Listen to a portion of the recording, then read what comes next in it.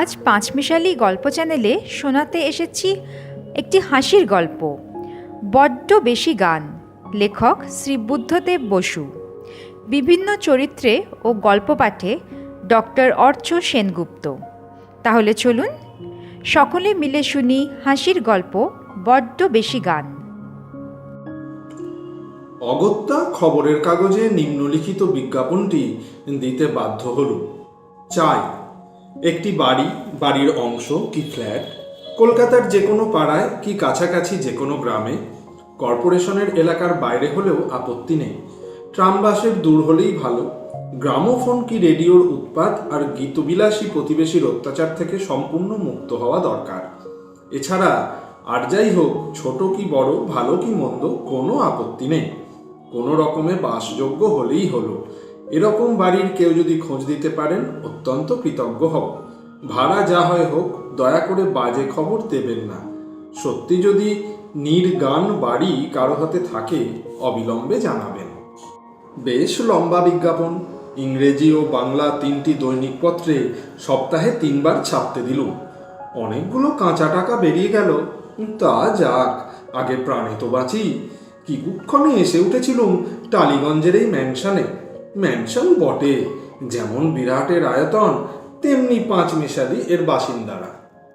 সব শুদ্ধ 59টি ফ্ল্যাট, তার কোনোটায় বাঙালি, কোনোটায় পাঞ্জাবি, কোনোটায় সিন্ধি, মাদ্রাজিও বিস্তর, ফিরিঙ্গি তো অগুন্তি। আমার মাথার উপরে এক ইংরেজ, পায়ের তলায় জাপানি, ডান দিকে যিনি থাকেন তিনি আবার সিংহলের লোক, আর বাঁ দিকে এক কাশ্মীরি ব্রাহ্মণ। এক ঘর নিগ্রো থাকলেই সর্বজাতি সমন্বয় হয়ে যেত। তবে ফ্ল্যাটগুলো ভালো, খানিকটা খোলা জমি আর বাগান মতোও আছে, ভাড়াও যেন কিছু সস্তা মনে হলো। যেদিন দেখতে গিয়েছিলুম মনে আছে, সেদিন শীতকালের সোমবারের দুপুর, পাড়াটি চুপচাপ। অতগুলো ফ্ল্যাটের সাবালক পুরুষরা কাজে বেরিয়ে গেছে, নাবালকরা গেছে স্কুলে।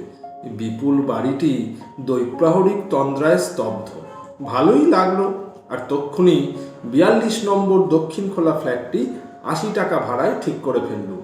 হায় রে, তখন যদি জানতুম। কয়েকদিন যেতেই আবিষ্কার করলুম ব্যাপার সঙ্গীন। এই ম্যানশনের ভাড়াটেরা প্রায় সকলেই চাকুরে, বাঙালি মাদ্রাজি বাদ দিয়ে কয়েকজন ব্যবসায়ীও অবশ্য আছেন। মোটের উপর সকলেরই অবস্থা ভালো, গাড়ি আছে অনেকেরই। 10টা বাজতেই যে যার আপিসের দিকে ছোটে। দুপুরবেলায় খানিকক্ষণ অত বড় বাড়িটায় যেন ঝিম ধরে। আমার কাজের কোনো বাঁধা সময় নেই, দুপুরে প্রায়ই বাড়ি বসে কাটাই। এ সময়টুকু ভালোই লাগে, কিন্তু বিকেল পড়তেই বাড়িটি জেগে ওঠে। গিন্নিদের ঘুম ভাঙে, ছেলেমেয়েরা স্কুল থেকে ফেরে, সন্ধ্যের একটু আগে গ্যারেজগুলোও গাড়িতে ভরে ওঠে, সাহেবরা সব একে একে ফেরেন। তারপর সন্ধ্যের আলো যেই জ্বলে, ঘরে ঘরে বেজে ওঠে রেডিও। গান বাজনা যাকে বলে, বাংলা, হিন্দি, মাদ্রাজি, পাঞ্জাবি, ইংরেজি, জাপানি, ভাবগীতি, কাব্যসঙ্গীত, কীর্তন, গজল, কাওয়াল, ভাটিয়ালি, গীত, গরবা, ফক্সট্রট, ট্যাঙ্গো, রম্বা, রাগিনী, সিম্ফনি, সোনাটা, সেতার, বেনা, বেহালা, সরোদ, গিটার, উকেলিলি, পিয়ানো, ব্যাঞ্জো, বাঁশি, তবলা, সব রকম গান, সব রকম বাজনা একসঙ্গে চিৎকার করে ওঠে। মনে হয় বাড়িটা বুঝি গানের গরমে দাও দাও করে জ্বলছে। পাশের বাড়ির রেডিও পাছে নিজের ফ্ল্যাটের রেডিওর গলা বন্ধ করে, সেই জন্য প্রত্যেকেই নিজের যন্ত্রটি পুরো দমে চালায়। চারদিক থেকে গান গর্জে ওঠে, ফুঁসে ওঠে, তেড়ে মারতেও আসে। কোনো দিক দিয়েই পালাবার পথ নাই। একটা উপায় আছে বাড়ি থেকে বেরিয়ে যাওয়ার, কিন্তু আমার স্বভাবটা যে ভারী ঘরকুনো। পৃথিবীর সব জায়গার চাইতে নিজের বাড়িতে থাকতে আমি ভালোবাসি। আর তোমরাই বলো, সারাদিনের কাজকর্মের পর সন্ধেবেলাটা নিজের বাড়িতে নিজের ইচ্ছা মতো যদি কাটাতেই না পারলুম, তাহলে বেঁচেই বা সুখ কি? আর 80 টাকা করে বাড়ি ভাড়াই বা কেন দেওয়া? রাত 11টা অবধি চলে এই তাণ্ডব। কোনো কোনো ঘরে বেশি রাত্রেও থামে না, কারণ রেডিও 24 ঘন্টাই সচল।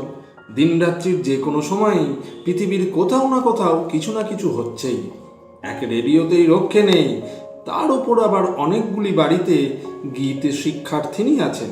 তাদের আনুনাসিক আর্তস্বরে প্রায়ই শীতের শান্ত বেলা খান খান হয়ে ভেঙে যায়। 24 নম্বর ফ্ল্যাটে ছোট বড় অনেকগুলি মেয়ে আছে। সন্ধেবেলায় তারা কোরাসে স্বদেশি গান গায়। একতলায় 10 নম্বরে এক বলিষ্ঠ পুরুষ প্রচণ্ড গলায় ধ্রুপদ সাধেন। তাজমহল গানটি হারমোনিয়াম সহযোগে গাইবার চেষ্টা করছে কমসে কম 14টি মেয়ে। রবিবার সকালে ঘরে ঘরে পঙ্কজ মল্লিকের গলা গাঁ গাঁ করে ওঠে। কোথায় যেন এক মাদ্রাজি ভদ্রলোক তার 3টি মেয়েকে একসঙ্গে গান শেখান। কখন তাদের গলার কাঁপুনি শুনি সেই ভয়েই আমার বুক কাঁপে। এদিকে আমার মাথার উপরে এক ইংরেজ ছোকরা রাত্রে শোবার আগে নয়া নয়া ফিল্মের আনকোড়া গান ভাজে, আর পায়ের তলায় জাপানিটি ঘণ্টাখানেক এক বিদঘুটে যন্ত্র বাজায়। তার আওয়াজ ওই অনেকটাই আমাদের করতালের মতো।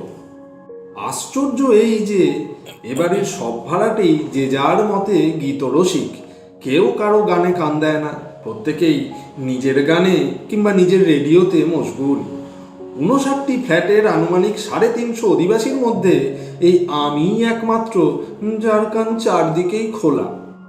আর ওই খোলা দরজা দিয়ে চারদিকের তুমুল গোলমাল সবেগে প্রবেশ করে আমাকে প্রায় পাগল করে দিল।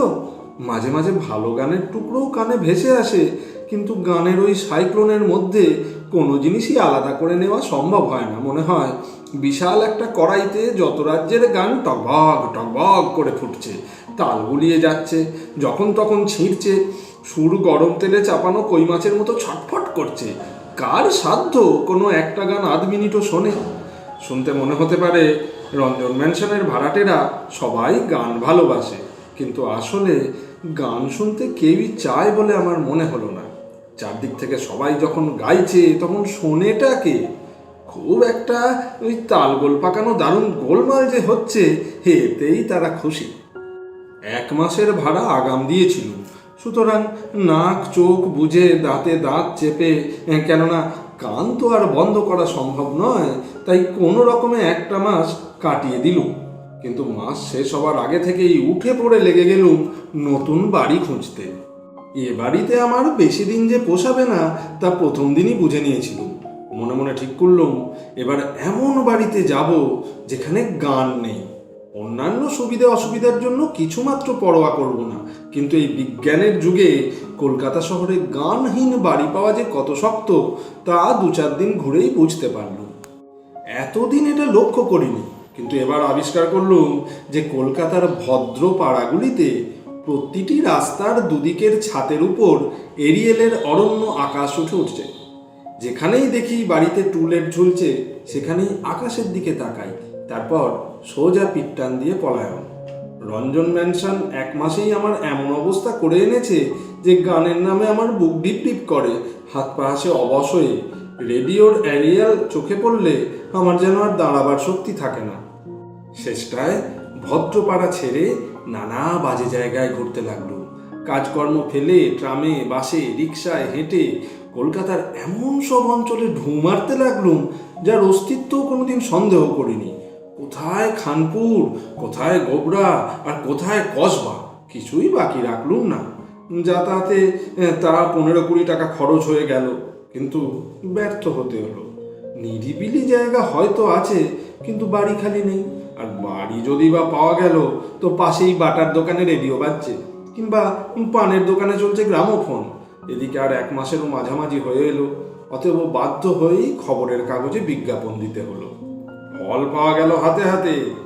আমরা ভুল করে বলি যে এটা বিজ্ঞানের যুগ, আসলে এটা বিজ্ঞাপনের যুগ। সংক্ষেপে বলি যে সত্যি মনের মতন বাড়ি পেয়েছি, কলকাতার মধ্যেই, অথচ নির্জন। ছোট একটি রাস্তায় অল্প কয়েকটি বাড়ি, বাড়িগুলো ফাঁকা ফাঁকা, লোকগুলোও চুপচাপ। চারিদিকে তাকিয়ে একটিও এরিয়েলের ডগা চোখে পড়ে না। কান পেতে থাকলেও না শোনা যায় গ্রামোফোন, না কোনো গলার গান। গীতময় মরুভূমির একটি অপরূপ ওয়েসিস। বিশ্বাস করা শক্ত, কিন্তু সত্যি এর মধ্যে বুজরুকি নেই, ফাঁকি নেই। বলবো কি তোমাদের, বাড়িতে পা দিয়ে শরীর মন যেন একেবারে জুড়িয়ে গেল। 2 দিন, 10 দিন, 15 দিন কাটলো, টুং শব্দটি নেই, একেবারে আইডিয়াল।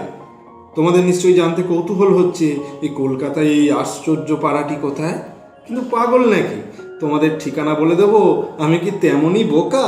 তাহলে তোমরা সবাই এখানে এসে ভিড় করো আর কি, আর সঙ্গে সঙ্গে গানও আসুক, রক্ষে করো। সুখে শান্তিতেও আরামে দিন কাটছে। একদিন সন্ধেবেলায় দক্ষিণের বারান্দায় ইজি চেয়ারে নভেল নিয়ে বসেছি, চমৎকার হাওয়া দিচ্ছে। এমন সময় হঠাৎ যেন বিছের কামড়ে চমকে উঠল। একটা প্যাঁপো আওয়াজ হচ্ছে না? হারমোনিয়াম। একটু পরেই শুনলুম চাপা কলায় কে যেন গিটকিরি ছাড়ছে। আস্তে আস্তে স্বর চড়তে লাগলো। বিকট হেঁড়ে গলায় কালোয়াতি চমৎকার সন্ধেবেলাটিকে চুরমার করে রঙিন আকাশকে একেবারে কালো করে দিল। গানটা আমার বাড়িরই গ্যারেজ ঘরে। তড়াক করে লাফিয়ে উঠে হাত দিলুম, দারোয়ান। সঙ্গে সঙ্গেই গান থামলো। আর একটু পরে বাড়িওয়ালার দারোয়ান এসে সেলাম করে দাঁড়ালো। লোকটি ভারী ভদ্র, কথাবার্তা খুবই মার্জিত। প্রথম থেকেই ওকে আমার পছন্দ। জিজ্ঞেস করলুম, গান কোথায় হচ্ছে হে?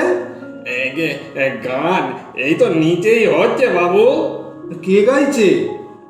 দারোয়ান সলজ্জ হেসে চুপ করে রইল। তুমিই গাইছিলে নাকি? ঘাড় কাত করে মাথার সঙ্গে ঠেকিয়ে দারোয়ান বললে, হ্যাঁ বাবু। তোমার বুঝি খুব গান বাজনার শখ? আগে কিছু না, ওই অল্প স্বল্প করি। আমার ওস্তাদজি খুব ভালো গান জানে। তোমার ওস্তাদ? ওই তো নিচে বসে আছে বাবু, এতদিন ছিল না, আজই দেশ থেকে ফিরেছে। বহুত আচ্ছা গান বাবু, আপনার হুকুম হলে একদিন শোনাবো। তোমার ওস্তাদ কি রোজই আসে নাকি? পরম উৎসাহে মাথা নেড়ে দারোয়ান বললে, হ্যাঁ দি, রোজ আমাকে ভালো ভালো সব গান শেখায়। মেরান কোম্পানির গান, এই পার্সি থিয়েটারের গান, আরো অনেক। আমি একটু চুপ করে থেকে বললুম, দেখো দারোয়ান, আমি যতদিন এ বাড়িতে আছি তোমার ওই গান টান চলবে না। ফের যদি কখনো সব শুনি, বাড়িওয়ালাকে আমি এমন চিঠি লিখবো যে তক্ষুনি তোমার চাকরি যাবে, বুঝলে তো? মনে থাকে যেন। যাও এখন। দারোয়ান তাড়াতাড়ি বললে, সে তো ঠিকই বাবু, আপনার অসুবিধা হলে তো গান হতেই পারে না। তবে যদি আপনি কসুর মাফ করেন, আপনি যখন বাড়ি থাকেন না, তখন থোড়া থোড়া গান। দারোয়ানকে কথা শেষ করতে না দিয়েই আমি বলে উঠলুম, ওসব কিছু বুঝি না বাপু, এ বাড়িতে কোনো রকম গান হতে পারবে না, এই হচ্ছে কথা। আর কিছু না বলে মুখ ম্লান করে দারোয়ান চলে গেল। সেদিন তার আর গলা শুনলুম না। কিন্তু পরের দিন বেলা 2টো নাগাদ বাড়ি ফিরছি। চৈত্রের রোদ্দুরে শহর ভাজা ভাজা হচ্ছে। বাড়ি ঢুকেই শুনি দারোয়ান এক গলায় 7 সুর বের করে আকাশ কাঁপিয়ে কালোয়াতি করছে। কি সর্বনাশ! এ যে দেখছি আমাকেই আর টিকতে দেবে না। তক্ষুনি তাকে ডেকে আচ্ছা করে ধমক দিলুম। সে মুখ কাচুমাচু করে বললে, এবারের মতো মাফ করে দিন বাবু, আর কবি নাহি গান হবে। বললে বটে, কিন্তু লোকটা একেবারেই গান খেপা। তবে দুঃখের বিষয়, গলায় একটুও সুর নেই। জীবন ভরে চেঁচালে ওর কিচ্ছু হবে না। এই দারুণ গরমে একদিন দুপুরে শুনতুম গ্যারেজ ঘরের দরজা বন্ধ করে যথাসম্ভব আস্তে হারমোনিয়ামের চাবি টিপে যথাসম্ভব চাপা গলায় রেওয়াজ করছে। কিংবা বিকেলবেলা বাড়ির পেছন দিকে একটা পোড়ো জমি থেকে আসতো তার গান। চাপতে গিয়ে তার গলা আরো বিকট হয়ে উঠত। আর তার সঙ্গে ওস্তাদের বাজখাই আওয়াজ যখন মিশত, সে একখানা শোনবার মতো ব্যাপার বটে। রাত দুপুরেও মাঝে মাঝে তার সতর্ক সাধনা চলত। বাড়িওয়ালাকে চিঠি লিখলুম। বাড়িওয়ালা তার মাইনে থেকে 5 টাকা কেটে পর্যন্ত নিলে। বকে বকে মুখ ব্যথা হয়ে গেল, তবু গান ওকে ছাড়ে না। এমন গন্ধর্বতুল্য দারোয়ান এত লোক থাকতে কিনা আমারই কপালে জুটল। এখন কি যে করি? বাড়িওয়ালাকে বলতে হয়, হয় এই দারোয়ানকে বরখাস্ত করো, নয়তো আমি বাড়ি ছেড়ে দিচ্ছি। কিন্তু যদি বাড়িওয়ালা আমার কথা না রাখে, এত ভালো বাড়ি ভাড়াটে জুটতে দেরি হবে না। তাছাড়া এই একটা বিষয় ছাড়া অন্য সব দিক থেকে আমারও খুবই পছন্দ বাড়িটা। আবার বাড়িওয়ালা যদি আমার কথা শুনে সত্যি সত্যি দারোয়ানকে ছাড়িয়ে দেয়, তাতেও মন সায় দিতে চায় না। একটা লোকের চাকরি খাবো, তাছাড়া এমনিতে লোকটা তো বেশ ভালোই। এমনি দমনা অবস্থায় দিন কাটাচ্ছি। এমন সময় একেবারে মাথার ওপরে বোমা ফাটল। সেদিন সকালে ঘুম থেকে উঠে চায়ের পেয়ালা নিয়ে বসেছি। ঝিরঝিরে হাওয়ায় মনটাও বেশ খুশি খুশি লাগছে। এমন সময় হঠাৎ একই কাণ্ড! আকাশ বাতাস কাঁপিয়ে বেজে উঠল সাইগলের গলা। সাইগল, তারপর পঙ্কজ মল্লিক, তারপর শচীন দেববর্মন। এদের কণ্ঠস্বর বিরাট হাঁ করে সমস্ত পাড়াটি গিলে নিল। মনে হলো পৃথিবীর উপরকার বায়ুমণ্ডল হঠাৎ করে গীতমণ্ডল হয়ে উঠেছে, আর আমরা তার তলায় জলের বাইরে মাছের মতো খালি খাচ্ছি। গানের এই আকস্মিক সাংঘাতিক ধাক্কায় প্রথম কয়েক মিনিট আমি একেবারে বনে গেল। একটু যেন চুপ হলো, তারপরেই আবার শুরু হলো সাইগল, পঙ্কজ মল্লিক, শচীন দেব বর্মন। মাথার উপর হঠাৎ লোহার হাতুড়ির বাড়ি পড়লে যেমন হয়, তেমনি বিহ্বল অবস্থায় চুপ করে বসে রইলুম। চা জল হয়ে গেল। কিন্তু বসে থাকলে তো চলবে না, একটা কিছু করতে হবে। খোঁজ খবর নিয়ে জানা গেল ব্যাপার ভারী গুরুতর। বাড়ির সামনের দিকে রাস্তার উপরে চাকরদের থাকবার কতগুলো ঘর ছিল। আমার সেগুলো কাজে লাগতো না, খালিই পড়েছিল। ইতিমধ্যে বাড়িওয়ালা আরও কিছু মুনাফা টানবার লোভে সেগুলোকে দোকান ঘর করে ভাড়া দেবার মতলব করছেন। তারই একটি ঘরে আজ শুভ প্রভাতে একটি চায়ের দোকান খোলা হলো। আর এই খবরটা পাড়ায় রাষ্ট্র করবার উদ্দেশ্যে দোকানিরা একটি লাউড স্পিকার বসিয়ে ভাড়া করা ঠিক 3খানা রেকর্ড চালাচ্ছে। সমস্ত পাড়া সরগরম। বেরিয়ে এসে দেখলুম ঝকঝকে সাইনবোর্ডে লেখা রয়েছে ক্যাফে ডি প্যারিস। আর কয়েকটা পাঞ্জাবি পরা ছিমছাম ছোকরা চায়ের পেয়ালা নিয়ে খুব আড্ডা দিচ্ছে। দেখেই বোঝা গেল ওরা খদ্দের নয়, ওদেরই দোকান। ঠিক সেই সময়ে রেকর্ড বাজানো একটু বন্ধ ছিল। আমি সাঁ করে দোকানের মধ্যে ঢুকে কাছে যাকে পেলুম তাকেই বললুম, মশাই, এ দোকান আপনার? আগে হ্যাঁ, কি চাই আপনার? বলুন না। চা, টোস্ট, চপ, কালের ডেভিল। ওই শেষেরটিই চাই, তবে খেতে নয়, তাড়াতে। পাঞ্জাবি পরা ছোকরা হাঁ করে আমার মুখের দিকে তাকিয়ে রইল। এই বাড়িটায় আমি থাকি। বেশ তো, ভালোই তো। যখন দরকার চেয়ে পাঠাবেন। পাড়ার ভদ্রমহোদয়গণের সুবিধের জন্যই তো আমরা। আগে পাড়ার ভদ্রমহোদয়গণের সুবিধা হবে আপনারা উঠে গেলে। আপনারা সে ব্যবস্থা করতে পারেন তো ভালো, নয়তো আমি করাচ্ছি। আরে কেন এ কথা বলছেন কেন? এসব রেকর্ড ফেকর্ড বাজানোটা যেন চলবে না এখানে। ছোকরা একগাল হেসে বলল, সেই কি কথা মশাই? আপনার কি মাথা খারাপ নাকি? পাড়ার লোকেদের বিনি পয়সায় এন্টারটেন করছি আমরা। সব ভালো ভালো গান, ফিল্মের গান। আহা, পঙ্কু মল্লিক কি গানই যে গেয়েছে! সঙ্গে সঙ্গে মল্লিক মহাশয়ের কণ্ঠস্বরে সমগ্র পৃথিবী ভরে গেল। দোকান থেকে বাড়ি ফিরে এসে দারোয়ানকে ডেকে পাঠালুম। তাকে বললুম, দেখো বাবু, এসব চলবে না। তোমার বাড়িওয়ালাকে গিয়ে বলো এক্ষুনি এর বিহিত করতে। এই চিঠিটা নিয়ে যাও। আর কোথাও জোর না থাক, কলমে আমার জোর আছে। এমনও করা একটা চিঠি লিখলুম যা পড়ে নিজেই মনে মনে তারিফ না করে পারলুম না। দারোয়ান তো চিঠি নিয়ে চলে গেল। এখন আমি কি করি? সেই 3খানা রেকর্ড পরপর বেজেই চলছে। বেলা বাড়ল, ভাগ্যবানেরা অফিস চলে গেল। আমি হতভাগা বাড়ি বসে মৃত্যু যন্ত্রণা ভোগ করতে লাগলুম। যতই ভাবি ওদিকে কান দেব না, অন্য কাজে মন দেব, ততই সমস্ত মন যেন আরও বেশি করে ওদিকেই নিবিষ্ট হয়। মাঝে মাঝে একটু থামে, তখনও শান্তির চেয়ে অশান্তিই বেশি। এই বুঝি আবার শুরু হলো। এই উৎকণ্ঠায় আমার সমস্ত গায়ে যেন পিন ফোটে। রাস্তায় ঝি চাকর ছেলে মেয়েদের ভিড়, ছোকরাদের হল্লা, আর এইভাবেই 12টা বাজলো। ততক্ষণে আমি প্রায় আধমরা। নাওয়া হয়নি, খাওয়া হয়নি, মনে হচ্ছে পাগল হতে আর বাকি নেই। তবু একবার শেষ চেষ্টা তো করতেই হয়। এই মনে করে বাড়িওয়ালাকে ফোন করল। বাড়িওয়ালা বললেন, সে কি, এখনো ওসব চলছে? আমি তো দারোয়ানের হাতে চিঠি দিয়ে দিয়েছি। এক্ষুনি রেকর্ড বাজানো বন্ধ করা চাই, নয়তো আমি ওদের তুলেই দেব। এই যত সব বাজে। দারোয়ান এখনো গিয়ে পৌঁছয়নি? আচ্ছা, ওয়েট আ মোমেন্ট, আমি নিজেই যাচ্ছি, এক্ষুনি যাচ্ছি। মৃতদেহে কিঞ্চিত প্রাণ যেন ফিরে এলো। সাগ্রহে বাড়িওয়ালার আগমনের অপেক্ষা করতে লাগলো। এদিকে গান সমানেই চলছে। আধ ঘন্টার মধ্যেই বাড়িওয়ালার প্রকাণ্ড গাড়ি বাড়ির সামনে এসে থামলো। একটু পরেই বিশ্বাস করা শক্ত, গান গেল থেমে। 1 মিনিট, 2 মিনিট, 10 মিনিট কাটলো, রেকর্ড আর বাজলো না। সত্যি সত্যিই থেমেছে তাহলে? হাত পা ছেড়ে ইজি চেয়ারে এলিয়ে পড়লুম। ভারী দুর্বল লাগছিল শরীরটা, ওই জ্বর ছেড়ে যাবার পর যেমন হয়। একটু পরেই বাড়িওয়ালা আমার দরজায় টোকা দিলেন। ক্ষীণ স্বরে বললাম, আসুন।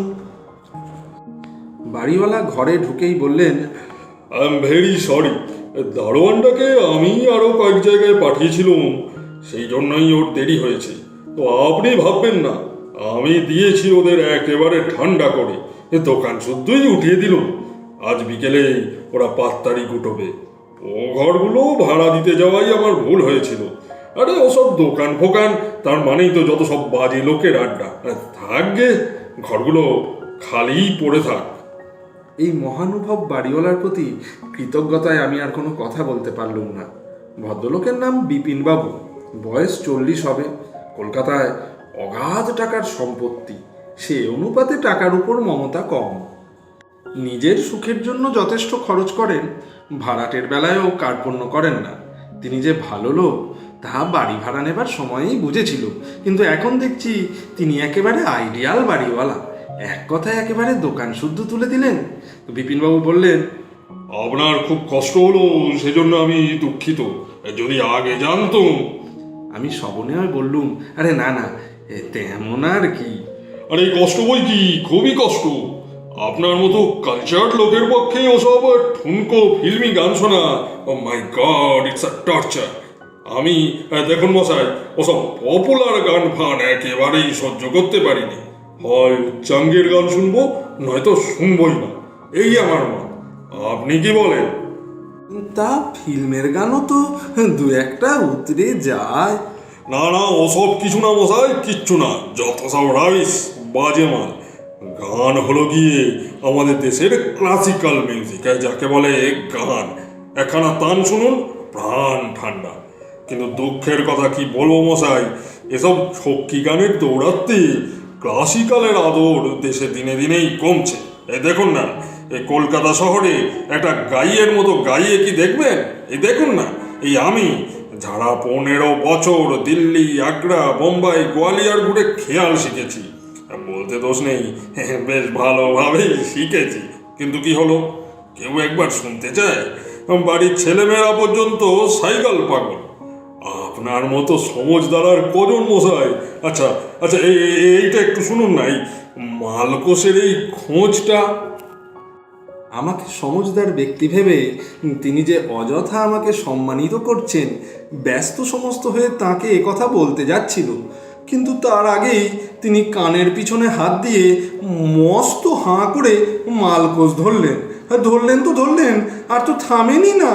ওই দারুণ গরমে ভরা দুপুরবেলায় ঝাড়া আধ ঘন্টা মালকোষ গাইলেন, কিছুতেই ছাড়লেন না।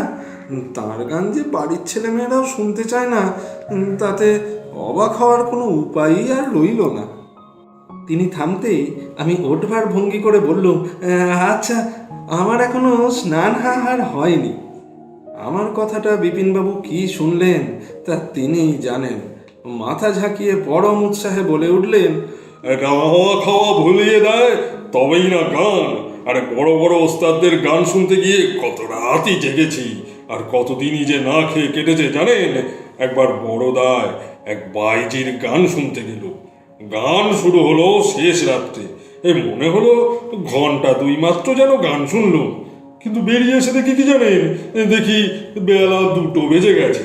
আহা হা হা হা, কি খামবাজি না গাইলে, একটু শুনুন। বলে তিনি মস্ত হাঁ করে আবার গান ধরলেন। আমাকে ধরে নিতে হলো এটাই সেই বড়দার বাইজির খামবাজ। এরপর আমার আর প্রতিবাদ করবার ইচ্ছা শক্তি কিছুই রইল না। মূর্ছিতের মতো পড়ে রইলুম ইজি চেয়ারে।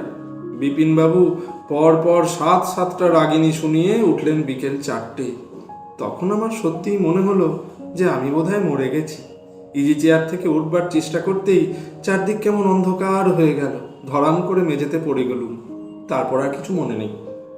পরে শুনলুম 105 ডিগ্রি জ্বর হয়ে 10 দিন ছিল, আর বিকারের ঘরে চিৎকার করে কেবল নাকি বলতুম, না না, গান নয়, গান না, গান না। প্রাণ সংশয় হয়েছিল, আয়ুর জোরে টিকে গেছি। এখন আছি কুমায়ুন পাহাড়ের মধ্যে ছোট্ট একটা গ্রামে।